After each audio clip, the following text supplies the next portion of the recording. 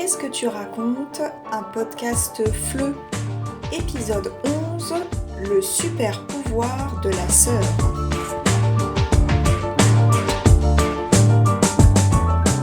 Bonjour à toutes et à tous et bienvenue dans ce 11e épisode de Qu'est-ce que tu racontes?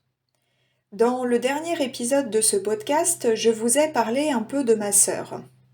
En effet, je vous ai dit que, comme moi, elle ne veut pas avoir d'enfant.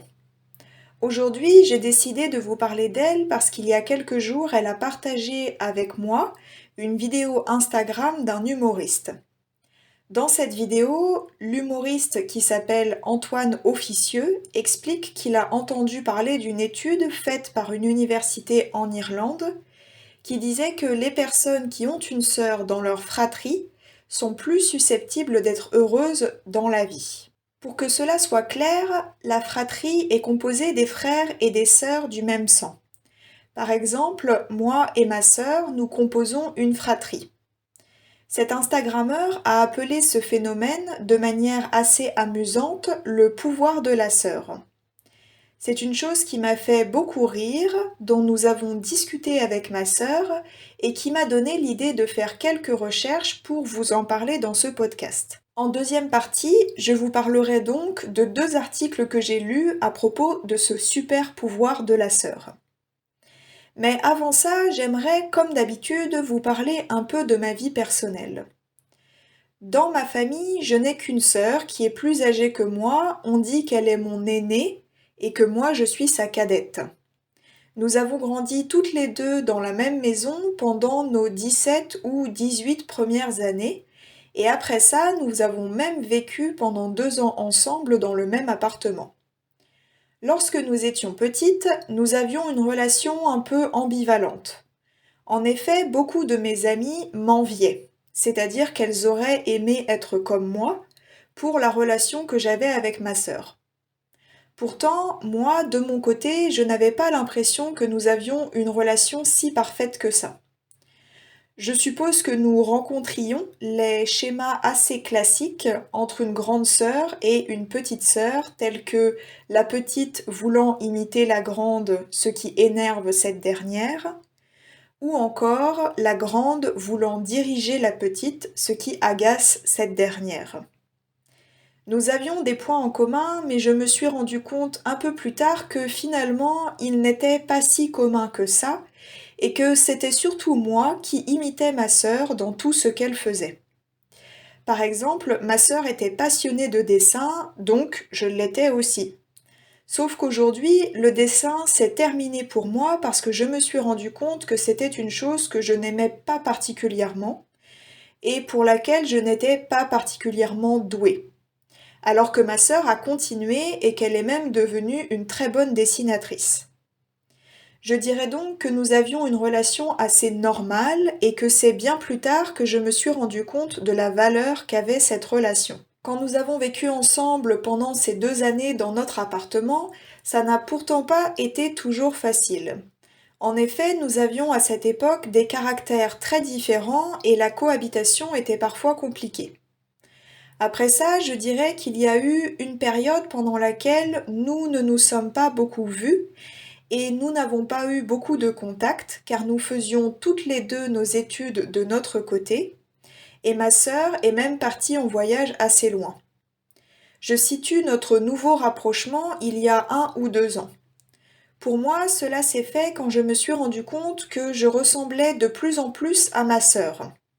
Et cela concernait aussi bien ce que je considérais comme ses qualités que ce que je considérais comme ses défauts. Je me suis aperçue que j'avais des comportements très similaires aux siens et j'ai commencé à comprendre ce qu'elle pouvait parfois ressentir à certains moments lorsque nous étions en conflit dans le passé. De plus, elle est aussi devenue une conseillère, c'est-à-dire une personne qui conseille, lorsque j'ai découvert chez moi de nouveaux traits de personnalité et que je me suis retrouvée un peu perdue face à tout ça. Bref, aujourd'hui, je pense que je peux dire qu'elle fait partie de mes meilleures amies, mais avec quelque chose en plus.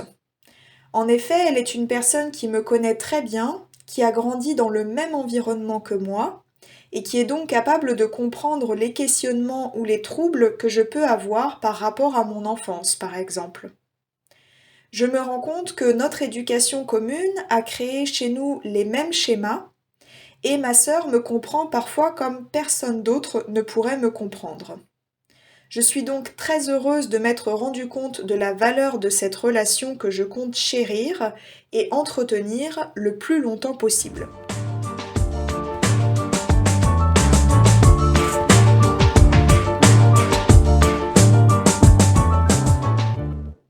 Pour en apprendre un peu plus sur ce sujet, j'ai lu 2 articles que j'ai trouvés sur le site slate.fr dont je vous ai déjà parlé avant.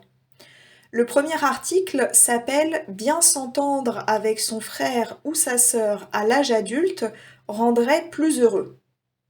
Dans cet article, on retrouve la thèse de l'Instagrammeur dont je vous parlais au début de ce podcast, qui était que lorsqu'on a une sœur ou un frère dans l'article, on a plus de chances d'être heureux. Il y a 2 choses de cet article que j'aimerais partager avec vous. Premièrement, on y lit que les relations entre frères et sœurs permettent d'avoir le soutien d'une personne qui partage notre histoire et nous comprend. En effet, quand on pense à la possibilité d'avoir une sœur ou un frère avec lequel ou avec laquelle on s'entend bien, on obtient une relation qui est en quelque sorte doublement bénéfique.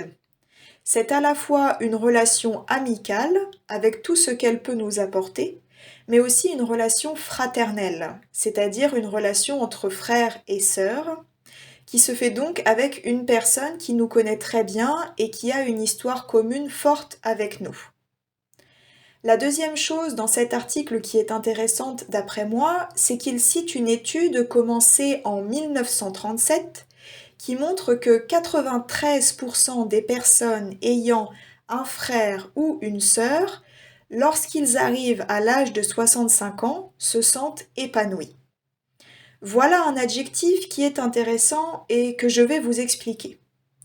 Une personne épanouie, c'est une personne heureuse parce qu'elle se sent complète, elle se sent à sa place et a le sentiment de n'avoir besoin de rien.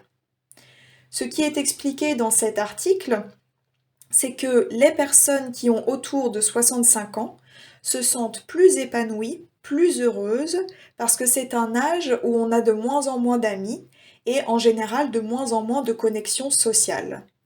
C'est donc plus facile quand on a un frère ou une sœur.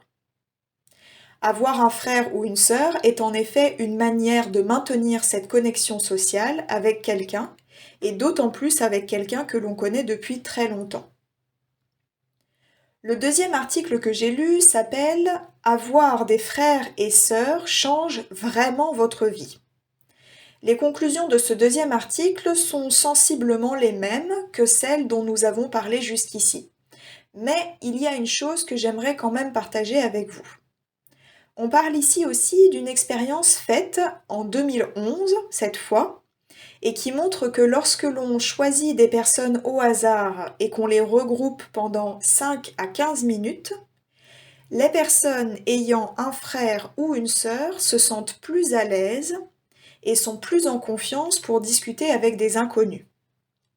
Une chose encore plus intéressante est que l'expérience montre que c'est d'autant plus vrai lorsque, par exemple, on parle d'une femme ayant un frère quand elle se trouve face à un homme inconnu, ou d'un homme ayant une sœur quand il se trouve face à une inconnue. Pour le dire plus simplement, cela signifie que si vous êtes un homme et que vous avez une sœur, vous avez des capacités sociales avec les femmes plus importantes. De même, si vous êtes une femme et que vous avez un frère, vous avez des capacités sociales avec les hommes plus importantes. Tout cela montre donc à quel point avoir un frère ou une sœur peut nous aider dans la vie. Malheureusement, ce n'est pas nous qui choisissons d'en avoir une ou un.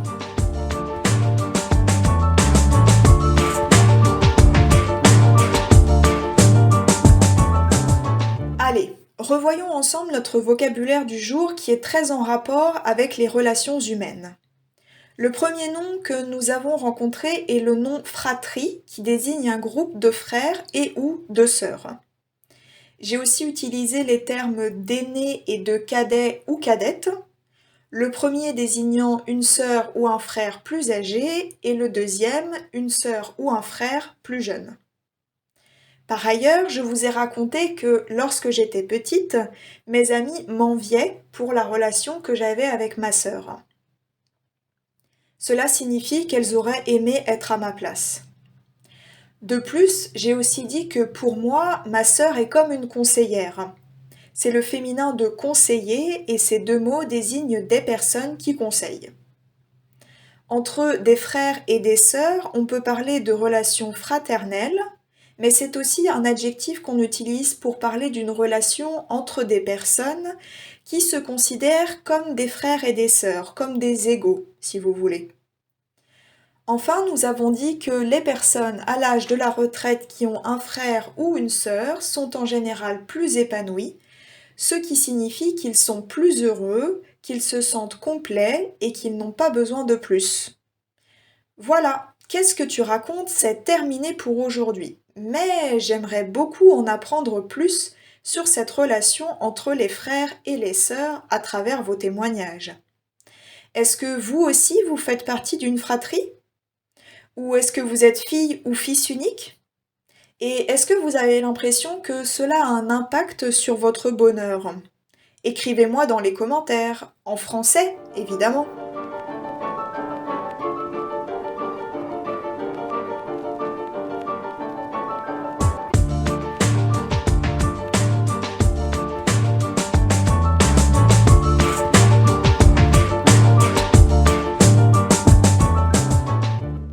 Ce podcast est le fruit de la collaboration heureuse et inédite de deux écoles de langue se trouvant sur deux continents différents, mais ayant en commun un objectif, celui de vous apprendre le français et de le faire de la meilleure manière qui soit. La première, Centrum Saluola, est une école polonaise située à Varsovie. Spécialisée dans l'enseignement en ligne, elle propose des cours pour adultes, enfants et adolescents en petits groupes. Si vous êtes ambitieux, déterminé, méthodique et appréciez le sentiment d'efficacité, vous êtes au bon endroit. C'est exactement la méthode de travail de son équipe de professeurs qualifiés. Le deuxième pilier de cette collaboration, Fais-le en français, Do It in French, est une école basée à Ottawa, au Canada, et ses professeurs, tout comme ses clients, se trouvent un peu partout dans le monde. Son mot d'ordre? Chacun peut apprendre le français, y prendre du plaisir et devenir un véritable francophone dans le bien-être et la convivialité. Venez apprendre avec un collectif de professeurs de français professionnels et indépendants motivés pour vous aider.